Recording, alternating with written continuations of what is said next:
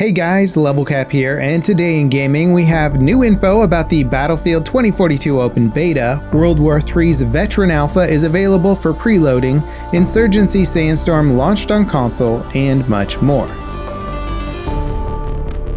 DICE announced the Battlefield 2042 Open Beta yesterday, and we have a handful of new details about it today. The big one is that Xbox players need to have an Xbox Live Gold subscription to play it. PlayStation players don't need PlayStation Plus.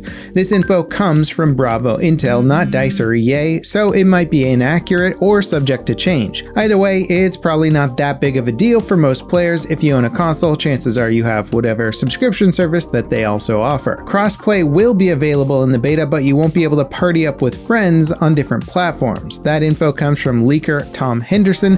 He says this issue will be fixed by launch. DICE confirmed the beta will offer cross progression, but haven't said much regarding cross-play. And if there is any underlying issue, that's probably why. The World War III Veteran Alpha preloading is now available. Steam users who purchased the game during its early access phase should have automatic access to the alpha. It goes live tomorrow and offers a complete overhaul of the entire game. This update has been over a year in the making and has some very stiff competition from Battlefield 2042. The developers just wrapped up a live stream showcasing the update. The big reveals are that new maps are currently in development, the game's existing maps are getting overhauled, but the devs also created new maps for future releases. The alpha test will offer two modes, 20v20 Tactical Ops and 10v10 Team Deathmatch. Again, the alpha goes live on the 30th, tomorrow, and ends on October 4th. Insurgency Sandstorm is finally available on consoles, and reviews have been overwhelmingly positive. Most reviews highlight the smooth performance on next-gen consoles and emphasis on hardcore combat as the game's main selling points.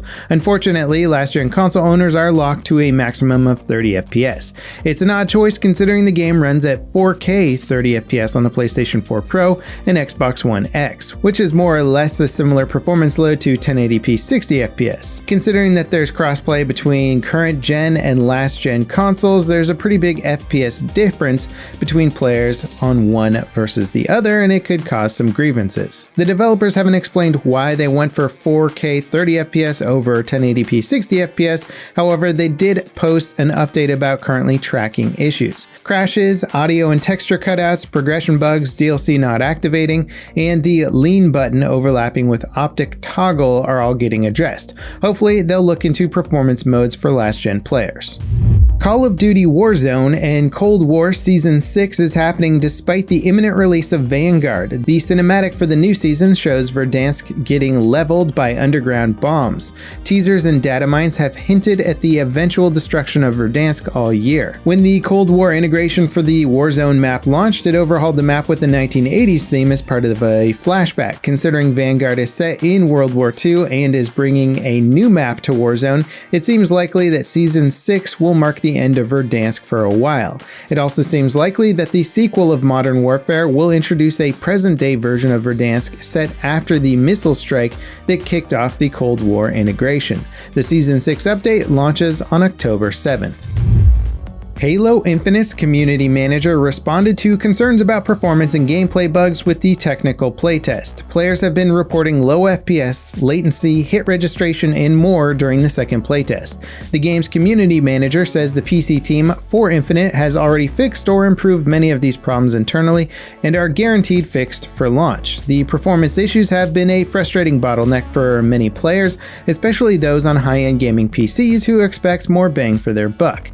The third round of playtesting for Infinite kicks off on Friday and will be open to anyone who signs up for it. The previous two tests have been invite only. The third test will offer 12v12 big team battle mode. Amazon's MMO New World is officially the most played game of the year on Steam. Its concurrent player count peaked at over 700,000 players. To put that in perspective, New World is the 5th most played game ever on Steam by concurrent players, behind PUBG, CSGO, Dota 2, and Cyberpunk 2077. That's pretty insane considering Amazon's previous games have all died on arrival or failed to even make it to a retail launch. Activision Blizzard settled with the U.S. Equal Employment Opportunity Commission for $18 million. The government agency filed a lawsuit against the company following California's workplace harassment lawsuit. The settlement money will be used to pay victims of workplace discrimination and harassment. Unclaimed funds will be donated to charities advocating for women in gaming and spent on improving Activision Blizzard's inclusion, equality, and diversity programs. The EEOC has been independently investigating the company since 2018 to follow up on complaints filed by employees with the commission.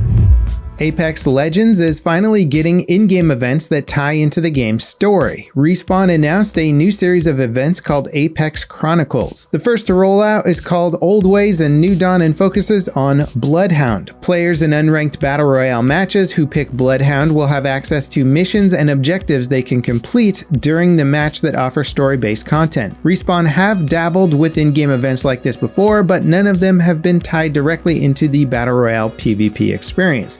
Old Ways should be live sometime today.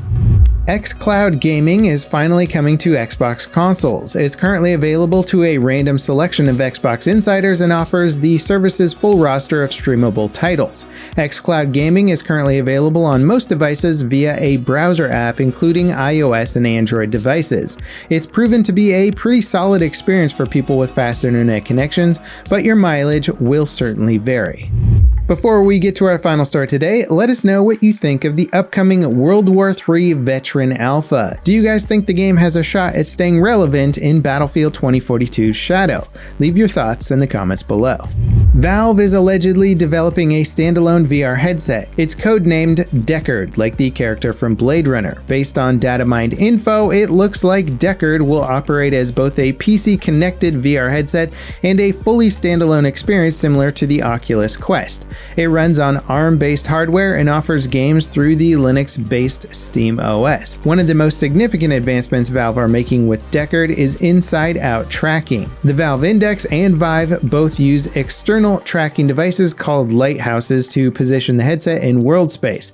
And while this tech is pretty accurate, it has a lot of drawbacks. Inside-out tracking is likely the future of VR, and Oculus has made a big deal of offering it ever since their second-gen VR hardware launched. It's unclear when Deckard will launch or if it'll even make it out of the prototyping phase. And that wraps it up for today in gaming. I hope you guys are just as hyped for the 2042 beta as I am. Are you getting prepared? Do you have the hardware you need to play the game? I know we've been in a GPU drought for quite some time now. Let me know your thoughts and how it's going. Thanks for watching, guys, and I'll see you next time. This is Level Cap signing off.